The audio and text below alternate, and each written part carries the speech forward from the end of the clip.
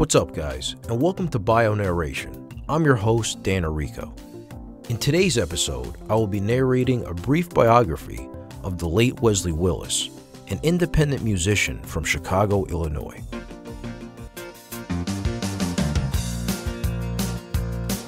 McDonald's is a place to rock. It is a restaurant where they buy food to eat. It is a good place to listen to the music. People flock here to get down to the rock music. Rock and roll McDonald's. Rock and roll McDonald's. Rock and roll McDonald's. Rock and roll McDonald's. Wesley Lawrence Willis, nicknamed the Daddy of Rock and Roll, was an American singer-songwriter and visual artist.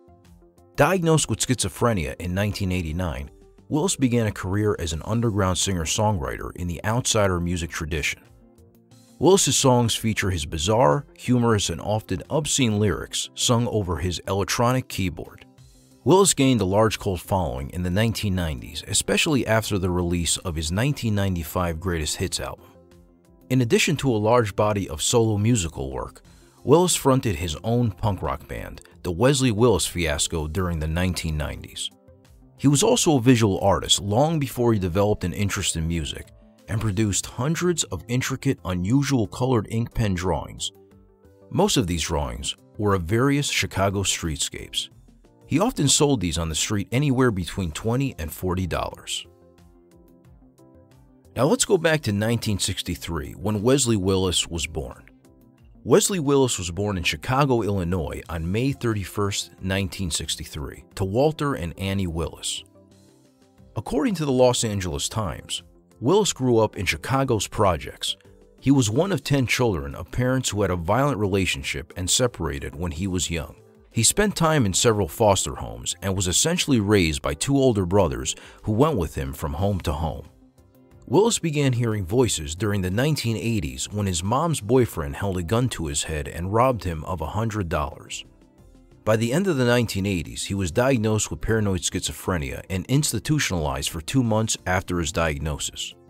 During childhood, Willis developed an interest in art, and in 1988, he was featured in a Chicago Public Access documentary titled Wesley Willis, Artist of the Streets. In Artist of the Streets, he was shown walking through Chicago's Loop neighborhood, producing his ink pen drawings outside of the Marshall Field and Company building and interacting with people curious about his art. The drawings typically encompass detailed Chicago streetscapes, including buildings, vehicles, trees, and landmarks. Willis was known for his ability to draw from memory a completely different location than the one in which he was sitting. In 1991, after befriending some musicians from Chicago's music scene, Willis formed the punk rock band the Wesley Willis Fiasco. The band developed a popular underground following as well as attention from musicians such as Eddie Vedder, Henry Rollins, Mike D, Jello Biafra, and the members of White Zombie. Hi, this is Jello Biafra being shoved on camera yet again by the master accoster, Nardwuar. You've seen him go after Jean Chrétien. You've seen him go after Dan Quayle. You've even seen him go after Bob Denver. Now, at long last, Nardwuar meets his match when he goes up against the most incredibly strange and original thinker and musician in North America today.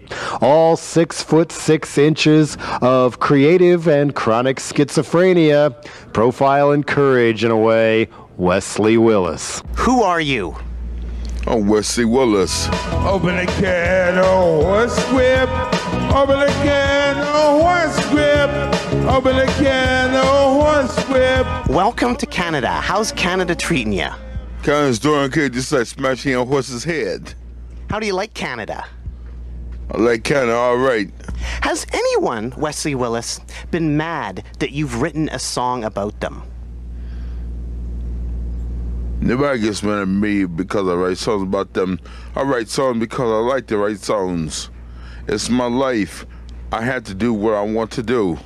Has anybody thanked you, Wesley Willis, for doing a song about them? Did Alanis thank you? She did. Wesley, you have some drawings there. How many drawings have you done in your life? All my life I've done 40,000 of them. These particular drawings, when did you do them and what are they about?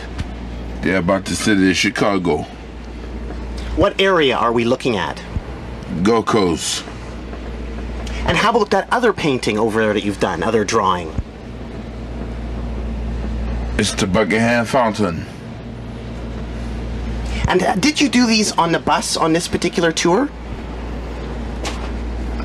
I did them on the other bus. I did them on the other bus before this one. Willis soon caught the attention of Rick Rubin at American Recordings, an independent label distributed by the Warner Group. Willis was also signed to Alternative Tentacles, a record label run by Jello Biafra, the frontman of the Dead Kennedys. It is important to note that Willis is often synonymous with Jello Biafra, as Biafra is often credited for helping Willis get his music recognized. They were very good friends. In fact, Willis dedicated a song to him called Jello Biafra.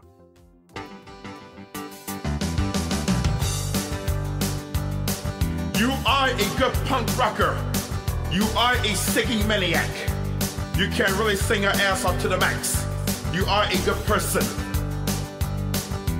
Jello Biafra, Jello Biafra, Jello Biafra, Jello Biafra. You are a rock and roller. You used to be the lead singer of the Dead Kennedys. You sing for the band Lard. Keep on whipping it up.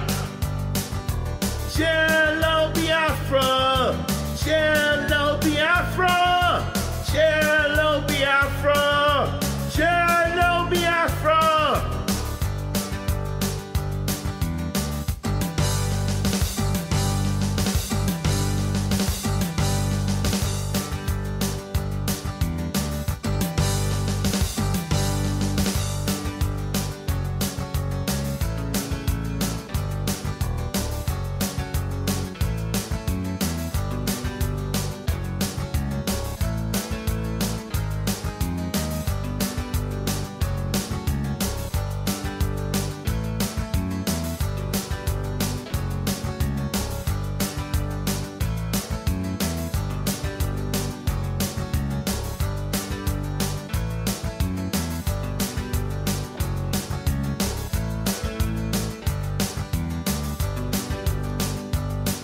You are so friendly in the mix.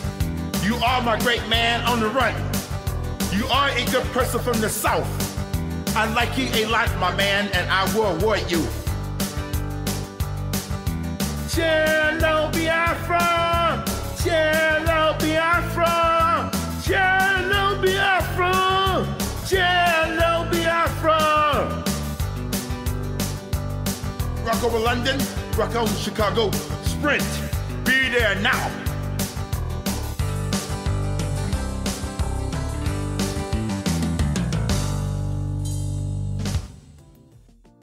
Willis went on to record numerous solo albums, toured frequently, and was profiled on MTV.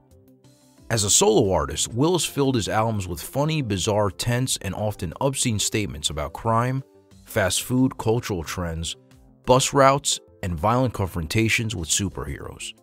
Willis has explained in interviews that performing these songs helped fight off the demons in his head.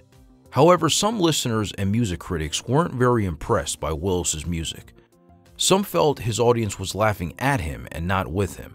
And although it was admirable that Willis had done something positive with his schizophrenia, some critics and listeners often wondered if the record companies releasing his albums were exploiting him in a negative way.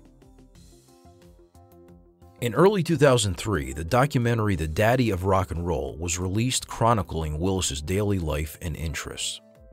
In 2004, Willis's song Rock and Roll McDonald's, inspired by the fast food restaurant, was used in the soundtrack of the documentary Super Size Me. McDonald's will make you fat. They serve Big Macs. They serve quarter pounders. They will put pounds on you. Rock and roll McDonald's. Rock and roll McDonald's. Rock and roll McDonald's. Rock and roll McDonald's. On August 21st, 2003, Willis died in Skokie, Illinois from chronic myelogenous leukemia. Many mourned his death. He was remembered in many ways. He was honored with a star on the outside mural of the Minneapolis nightclub First Avenue. This club recognizes performers that have played sold-out shows or have otherwise demonstrated a major contribution to the culture at the iconic venue. According to journalist Steve Marsh, receiving a star might be the most prestigious public honor an artist can receive in Minneapolis. As far as Willis's art goes, Willis began to receive recognition in the art community for his large body of visual art. In 2008, his artwork was exhibited at the Mohammed Khalil Museum of Egypt. He was also the subject of a special exhibit entitled Drawn by Wesley Willis at Dominican University in River Forest, Illinois. And that concludes the brief history of Wesley Willis. There is so much to know about the late Wesley Willis than what I included in this brief biography. So please, I urge you to go to my website, dovoices.com, where you could find information on the sources I used in this episode. This is Dan Arico. Thank you for listening. Rock over London, rock on Chicago. Greetings, brothers and champions.